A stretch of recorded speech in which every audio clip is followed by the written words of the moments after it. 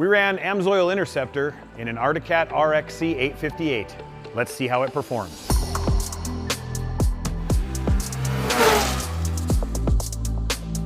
Arctic came out with a new engine. It was an 858.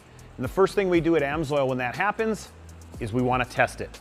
We want to test the proper product. We want to make sure that it's performing the way that it's supposed to. So that means that we get it into our protocol called a proof of performance. So the sled was ridden in the field to establish this program. And we looked at all these different parameters like coolant temp, jackshaft speeds, throttle position, exhaust gas temp. All of these things were looked at to build this profile. The goal of the profile was to put 50 hours or 1,000 miles on this snowmobile on the dyno in controlled conditions. So we hit that 50-hour mark and we pull the sled out of the dyno and we take apart the engine. We look at all these key pieces. We're looking at pistons, power valves, cylinder head, and cylinders. Those are our key areas that we like to look for a two-stroke snowmobile engine. The first thing you're going to notice about the pistons is that they're very clean. You move to the rings and you can see that the ring lands are very free. You're looking for any type of carbon buildup. None of that was seen here. There is some carbon on the crown of the piston, but that's to be expected in a two-stroke engine where the oil is consumed as part of the combustion process. So you're looking for excess buildup. We didn't see any of that. We saw normal amounts of carbon on the top of the piston. You flip the piston over, you look at the under crown, that's an indicator of your detergency.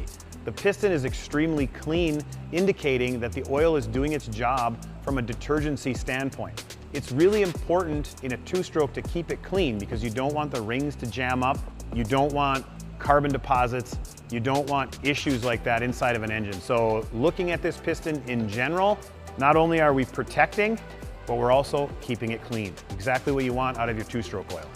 Okay, next you move to the power valve. The power valve in a two-stroke engine is used to get low RPM power out of a two-stroke engine. So you vary the size of the exhaust port that allows you to have real good throttle response and torque down low in the RPM band, and then the valves open, and that gives you your traditional two-stroke, high revving, real fun factor power out of this engine. And that's what the power valve does. The problem is that the power valve lives in the exhaust stream. And as I said earlier, in a two-stroke engine, you're consuming fuel and oil as part of the combustion process, and it all goes past the power valve. So your detergency package is critical. So we look at the power valves for deposits. Do we want them free of deposits? No. You want them clean and free moving. So if there's some deposit on the valve, that's perfectly okay, as long as the valve continues to work and move through its travel as it's supposed to. In this case, the power valves look great. When we took them out of the snowmobile, they came out freely. They moved freely inside of their travel, indicating no issues with the detergency package of this oil. The cylinder and cylinder head is where we move next. When you look down the cylinder, you're looking for that crosshatch pattern that indicates we don't have any wear. And that is the case here. You can see the crosshatch pattern from the machining process of building the cylinder is still visible. If you have an oil that's not doing its job, what can happen is you see that crosshatch disappears. That shows you that the oil is not doing its job. In the case here, crosshatches are still visible. Engine is making good compression and good power.